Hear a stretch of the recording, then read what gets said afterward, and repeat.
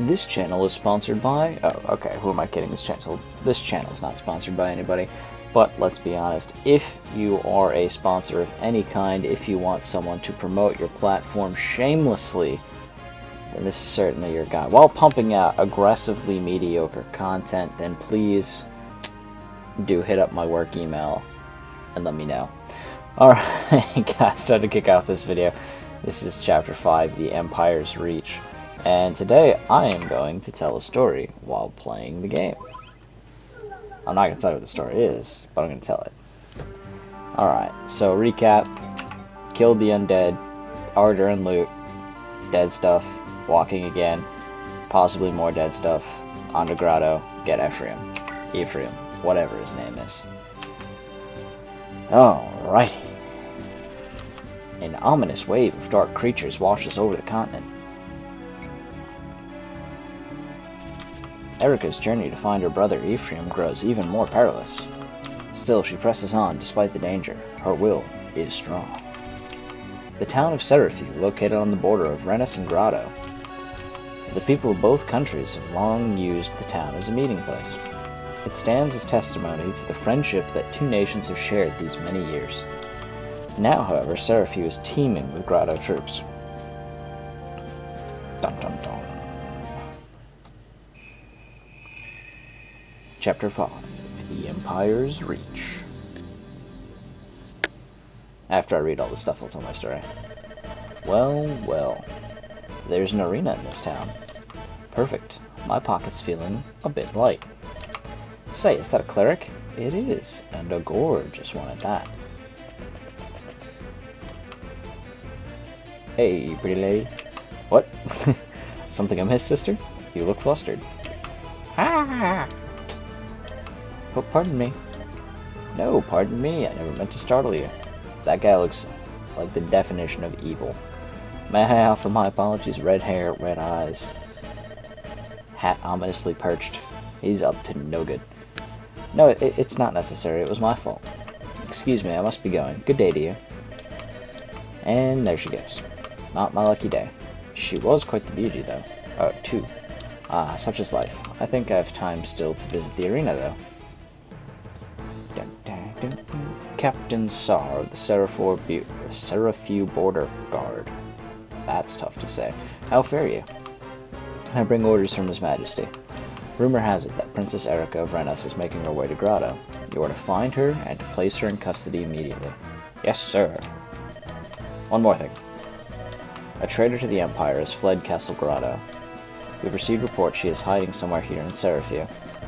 I don't care if you have to tear this town apart. Find the turncoat. Yes, sir, General Glenn. If she resists, do we have permission to execute her? Yes, permission granted. Understood. Grado's will be done. The Grado Empire will repay the debt of betrayal with blood. His Majesty relies upon you, Captain. Be sure his trust is not misplaced. That is all. Yes, sir. No, sir. 3 bags full, sir. Such loyalty to the crown. If only I could hold such conviction in the righteousness of our Emperor. Something troubling you, brother? No, pay no mind to me. Come, Cormag, let's go. Glenn and Cormag. Clearly we know which child is less loved. From here we ride northeast, back to the fort. Very well. It's been so long since I last visited Serafew. My brother and I used to pass through here en route to Grado. I remember the harmony in which the people of both countries lived. No walls divided our borders, no soldiers stood guard in high towers. This border town, it was to me a symbol of the trust between Grado and Renais. And now, it is firmly under the thumb of Grado's Emperor. The peace I remember in this city. It seems like something from another time. It seems lost now, forever. The city doesn't seem to be very heavily patrolled. They must feel it's not worth guarding with Castle Renais under their control. We must try not to draw attention to ourselves. The west gate is undermanned. Pardon me, may I ask you a question? What is it? I'm looking for someone. Have you seen a young girl with indigo hair? Indigo hair? She says, incredulous, despite the fact that she has blue hair and Seth has red. No, sorry. Thank you. Sorry to intrude. Something very odd about that man, wouldn't you say? He did seem unusual. He didn't strike me as a Grado spy, but... Catch her! Don't let her escape! That way! She went that way! What's that? It's coming from over there. Let's see what the commotion is. Seth just said, don't draw attention to yourself. How freaking hard is it to keep your nose out of trouble?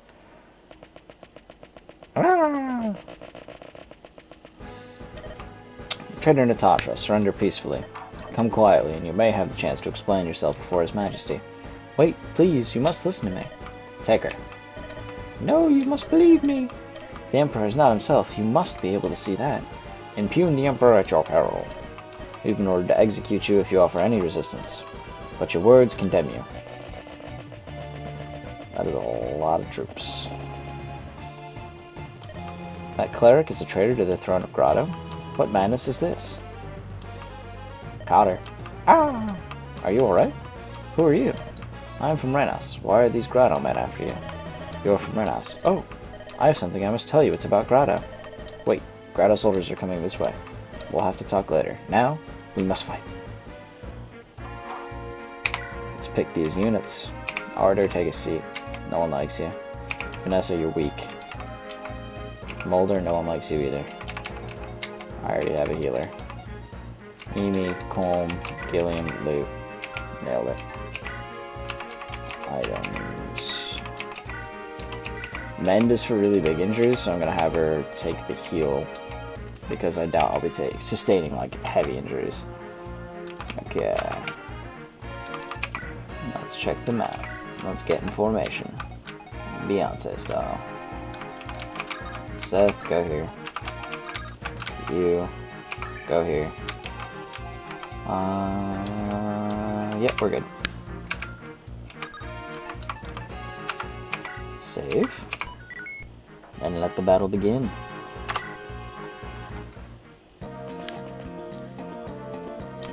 So much for my dreams of making my fortune here. First the girl, now the gold. It really isn't my lucky day. You there, mercenary. What are you doing here at the arena? Get back to the staging area now. Come on, why don't we both at the arena? It'll be good training. If you're going to risk your life anyway, you might as well try to earn some gold. I'm reporting you to the captain. You'll be lucky if he just docks your pay. Don't forget, you can be replaced in an eye blink, you filthy sellsword. Not in the blink of an eye, in an eye blink. Don't worry, little man. I won't forget. Work's work, but I don't like fighting women. Now then, what's the rest of the day got in store for me? Tails, huh? That's nothing but bad luck and more bad luck. They may not want to hear what I have to say, but I must speak with one of the Grado soldiers. Oh, if only one of them will listen to my words. Please grant me strength. I wonder which one that could be. The one she just had a conversation with? You don't say. Some FPS loss. My bad, guys. Oh, hello. Did you come to see me dance? Yes. I'm sorry, but I just finished a few minutes ago. Well, that's a damn shame. Oh, by the way, would you be interested in one of these items? A wealthy patron left a small ransom in gifts after watching my performance. I'm sure he did. You can sell one for gold if you'd like, or use them to improve your skills. I simply cannot carry all of this by myself, so please take this one. Wealth is useless if you can't use it to bring happiness to others, right? Same with dancing. Thanks for dropping by. Perhaps we'll meet again someday. Got a dragon shield. Oops. Alright, it's time for my story. Now, you may be wondering why I've chosen to play this game for my Let's Play. It's a good question. It's a respectful question. One question that I'm not going to answer. No, I'm kidding. I'm not a tease, I swear. So, the reason why I'm choosing to play this game is because there's a long and complicated history behind me and this game. As I'm sure some people have experienced, everything that an older brother does is awesome. Like, no matter what they do, whether it's, you know, getting their driver's license first, or, you know, playing video games, or playing sports, or whatever it is, whatever they do, they're always just awesome and better than you at everything. That's just the existence of having an older brother. Older brothers are just the coolest people ever. If any of you have ever had an older brother, I'm sure you understand. So, I was an only child for a while. The woman who raised me, I call her my mom. The woman who raised me was dating this guy who had a son from his first marriage. And he is the one who introduced me to Fire Emblem. Now, we had a lot of trouble at first trying to find like a common ground because, you know, I like sports, he was into theater, I like the color blue, he liked the color black, I like PlayStation 2, he liked GameCube, so, you know, just pretty much completely, is it unreconcilable or irreconcilable? I don't know, whichever one. Just, we couldn't see eye to eye on pretty much anything. So, when my parents got married, they bought both Kevin and I, that's my older brother, the Game Boy SP. If you remember correctly, that's the one with the cool backlight and the lack of a headphone jack, which is like massively criticized at the time. So, you know, all that cool stuff. But of course, mine was blue and Kevin's was black, so that actually fit perfectly. But their wedding was in March, and my birthday is in July. So, in July, just a few months later, I'm gonna stand here and hope I don't get wrecked. In July, I get my gift from Kevin.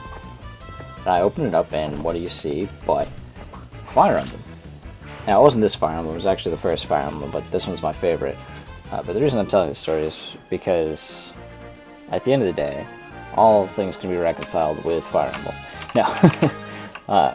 So I ended up getting Fire Emblem from my brother, and he taught me how to play, and he taught me all this cool stuff about it, like, don't let your characters die. He taught me all the like, tips and tricks to unlock the secret characters that aren't so easy to unlock, and you know, honestly, I think that's really the moment where we like bonded and became brothers. Like, I still refer to him as my brother, even though there's like very little relation.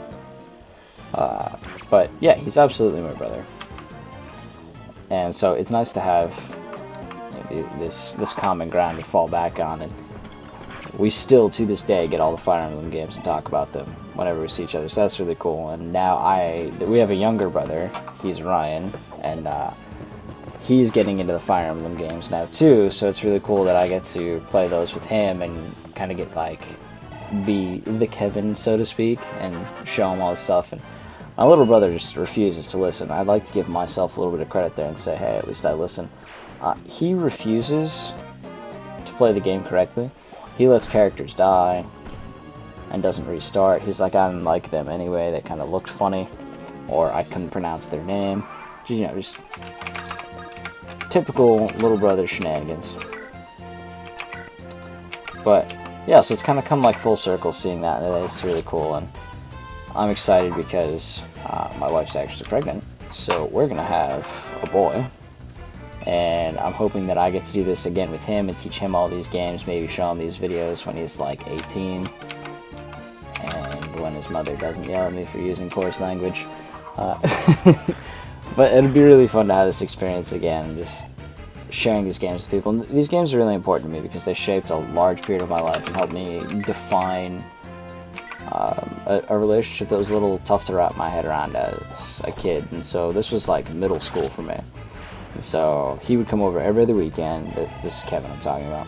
And he would play these games with me, and we'd try and compete and see who could get further in the game and who was better at the game. And it was obviously always him because he was the older brother, and I didn't know how to do a lot of this stuff. But just having these games provide like that level of a relationship, I think is really important, and the reason why I wanted to do a Let's Play on them, and why I look forward to coming home from work each day, even after having a long day, and playing them.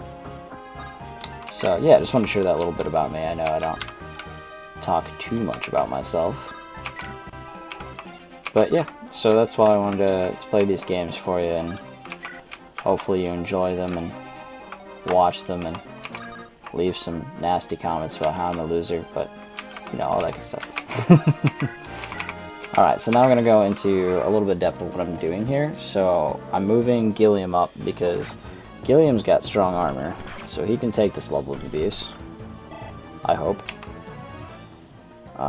But that character up there that we've seen, the guy that actually looked really evil with the red hair and the red eyes, is actually not evil. Fun fact, he is the one soldier that will listen to Natasha, so I'm trying to position Gilliam to take the brunt of the damage so I can have Natasha walk up and talk to him, and I can recruit him. His name is Yeshua, and he is a troublemaker. Oh, nope. Oh, and there it is, the first death. Ah, God. Gilliam's final words. I was prepared for anything. Alright guys, well I guess this is as good of a place to end this video as possible. I am going to restart and retry.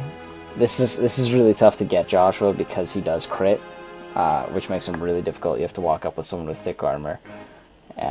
But even so, if he gets a crit hit, that's triple damage, and as you see, clearly that's enough to kill good Sir Gilliam. So I'm going to restart and get back to this point, and that'll be the kickoff for the next video. But hey guys, thanks for watching, thanks for listening to my story, and seriously, if you know of any indie developers who are looking to have someone play their game for some free exposure, I don't mind at all. I've done that for a couple of my earlier videos, and it's actually what gave me the idea to do a YouTube channel. So any indie developers watching, let me know. Send a game key my way and I'll make a video for it. It will most likely be aggressively mediocre, I must say, just like my Fire Emblem strategy. But I will do my best to get your content out there. So again, thank you for watching. Send indie games my way. And until next time, have fun and try not to kill your knights.